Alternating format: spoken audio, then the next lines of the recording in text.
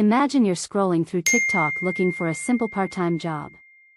Then you stop because one advertisement catches your attention. Easy money. No experience required. Get paid today. It sounds almost too good to be true. So you send them a message. A few minutes later they ask for one thing. A photo of your ID. You send it. Without realizing your life has just changed forever. 3 days later you're standing outside a stranger's house at 3 o'clock in the morning holding a weapon waiting for a message from someone you've never met. This isn't fiction. This isn't a movie. It's happening right now in Japan. Hello, I'm Emmy and tonight we're opening one of the darkest cases I've ever investigated. A criminal network with no leader, no headquarters, no members, and yet it has convinced ordinary teenagers to commit crimes for complete strangers.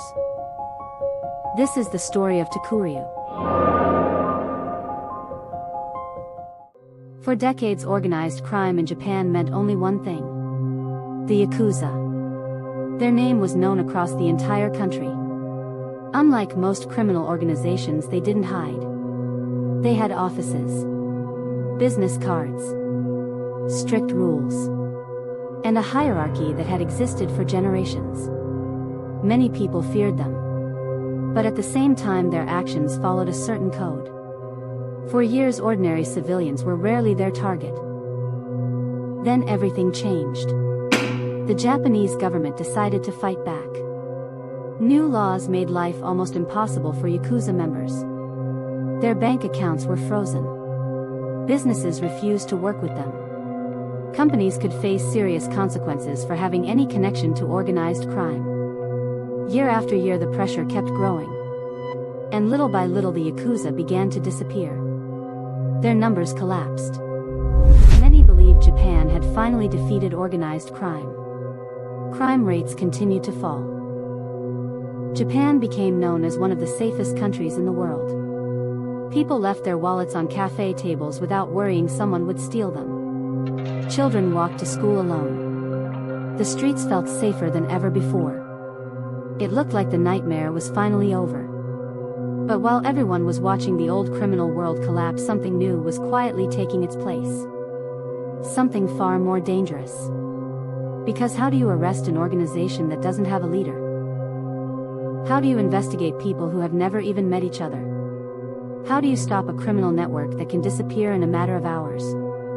That was the beginning of Tokuryu. The word Tokuryu combines two Japanese ideas, anonymous and fluid. A network with no permanent members. No headquarters. No loyalty. Groups created for a single mission then disappearing before police even realized they ever existed. The people who carry out the crime often don't even know the names of the people giving the orders. Just imagine that. You risk your freedom, your future, and even your life for someone you've never seen, never spoken to, and probably never will. So if Tokuryu has no headquarters, no offices, and no members, how do they find new criminals? The answer is surprisingly simple. They don't search the streets. They don't recruit inside gangs. They don't need secret meetings. Instead, they go where millions of young people already spend their time. On social media. Instagram. TikTok. X, formerly known as Twitter. Every single day new posts appear looking exactly like ordinary job advertisements. Easy money. One-day job. No experience required. High salary. At first glance nothing looks suspicious. For a teenager or a university student struggling to pay rent or simply hoping to earn some extra cash, it sounds like the perfect opportunity. But that's exactly what they want you to believe. The moment someone replies, the conversation moves to an encrypted app. Usually Telegram. That's where the real trap begins. At first everything still feels normal. They ask a few simple questions. Your name. Your age. Your phone number. Then they ask for one final thing. A photo of your ID. They call it verification. They claim it's only to confirm your identity before sending your payment. Most people don't think twice. They send it. And in that single moment everything changes. Because now the recruiters know exactly who you are. Where you live. What's your full name. Sometimes they even know where your family lives. And if you try to walk away, the threats begin. We know where you live. We'll tell your parents. We'll contact your school. We'll ruin your life. Fear becomes the prison. From that moment the orders arrive one after another. An address. A time. A target. A list of instructions. No phone calls. No meetings. No explanations. Only messages that disappear seconds later. The person sending those orders might not even be inside Japan. They could be hundreds or even thousands of kilometers away. And by the time a frightened teenager finds themselves standing outside a stranger's home in the middle of the night, they still have absolutely no idea who is really behind the screen. Just a phone. A few messages. And a decision that could destroy the rest of their life.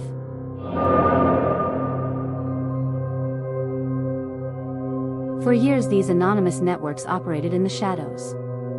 Most people had never heard of them. Police knew they existed, but very few understood how they worked.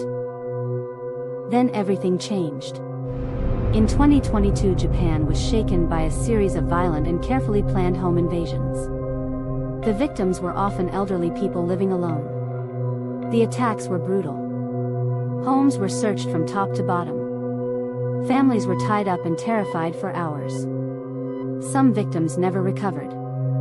One elderly man in his 90s was beaten so severely that he later died. The entire country wanted answers. Who was organizing these attacks? Police expected to find a powerful gang. Maybe a new Yakuza group. Maybe a criminal boss hiding somewhere inside Japan. But they were wrong.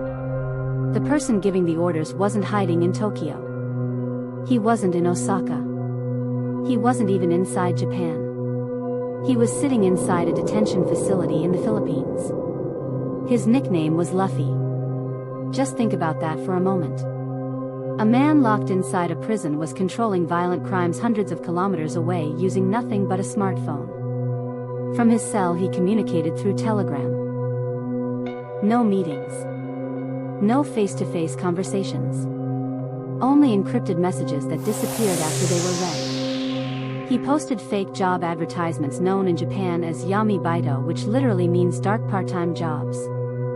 Young people looking for easy money answered the ads without realizing they were stepping into a criminal network. Once recruited, they received detailed instructions. Which house to target. Which entrance to use.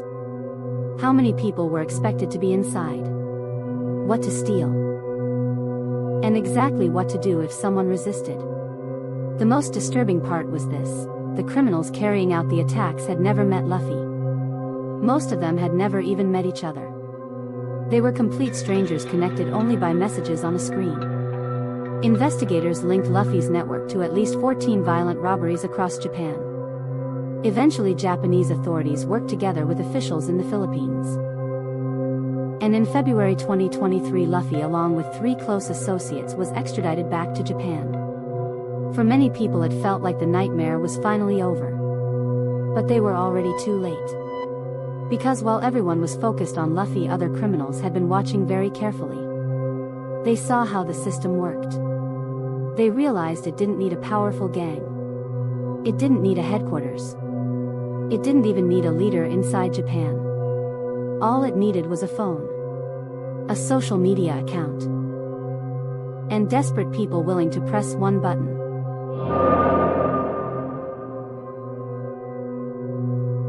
If you think the story ended with Luffy, it didn't. Because by then the idea had already spread. New networks appeared using the exact same method. Anonymous.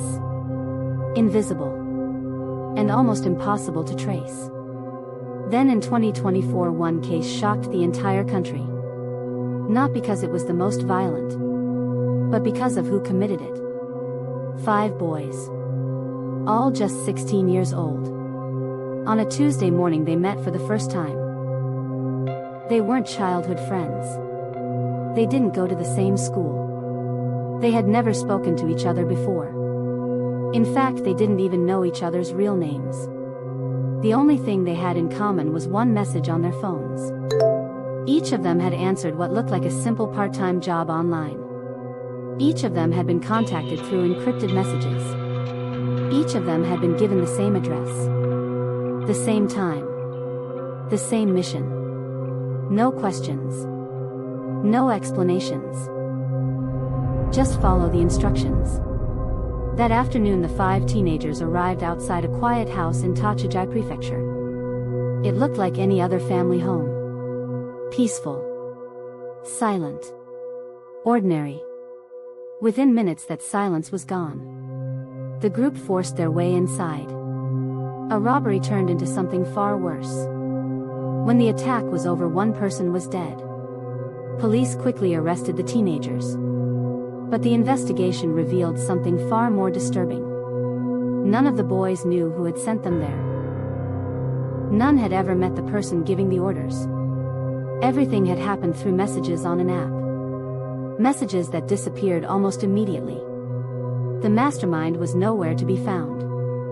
And then investigators noticed another pattern. It wasn't a coincidence that the recruits were only 16 years old. Tokuryu networks understood Japan's legal system better than most people.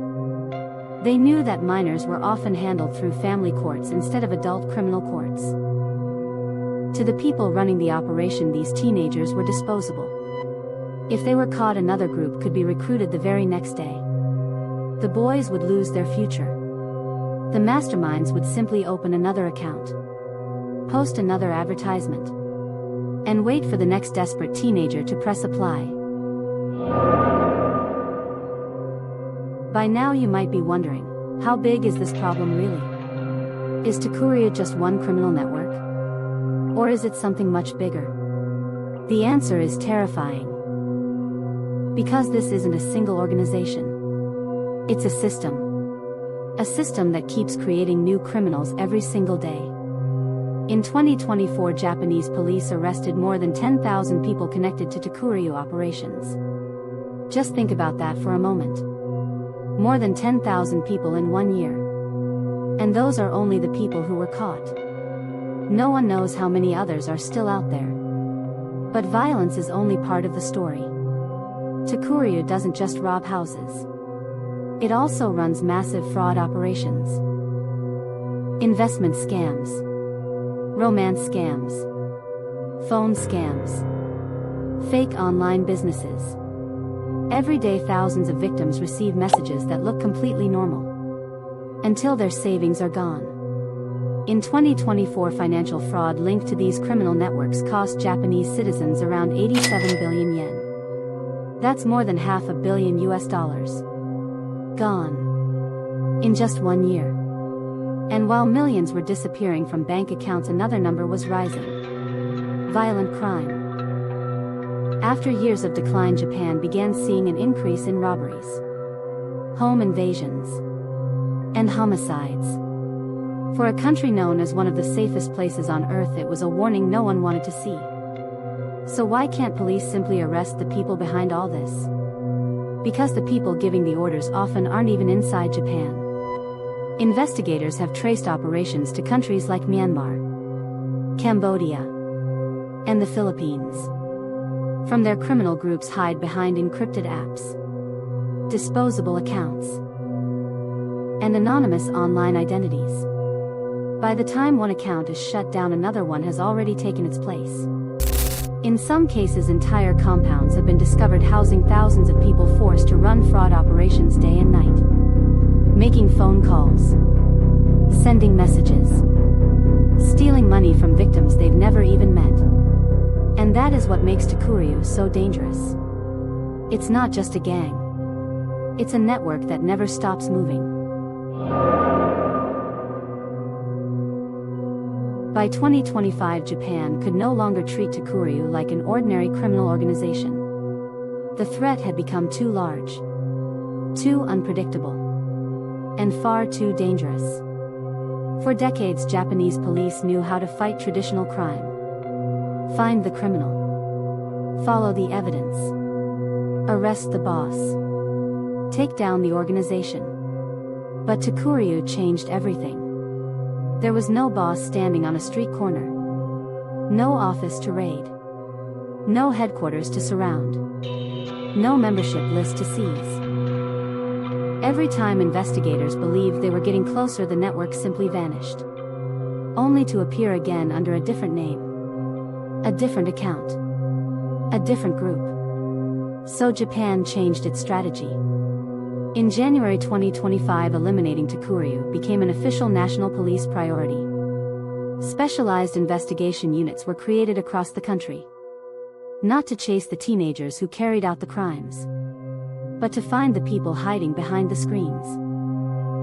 Officers began monitoring social media, looking for suspicious job advertisements, searching for the smallest digital clues, working with technology companies to remove recruitment posts before someone clicked apply. Schools began warning students about Yami Baito. Parents were told what signs to watch for. But despite all those efforts, the numbers continued to rise. By 2026, thousands of investigations were still underway. New recruits were still being found. New scams were still appearing. And somewhere another anonymous account was already waiting to recruit its next victim. Because Tokuryu doesn't need a building. It doesn't need weapons. It doesn't even need its members to know each other. All it needs is a smartphone, an internet connection, and someone desperate enough to believe that easy money really exists.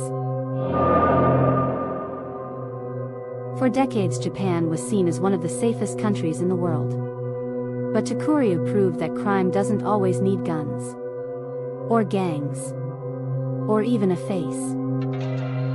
Sometimes all it takes is a single message, a fake job advertisement, a desperate teenager, and one terrible decision. The teenager who breaks through the door might spend the rest of their life in prison.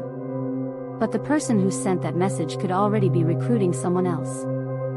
Somewhere right now, another phone is lighting up. Another advertisement is being posted. Another young person is reading the words, easy money, without knowing that one click could change their life forever. Maybe the next victim won't lose their money.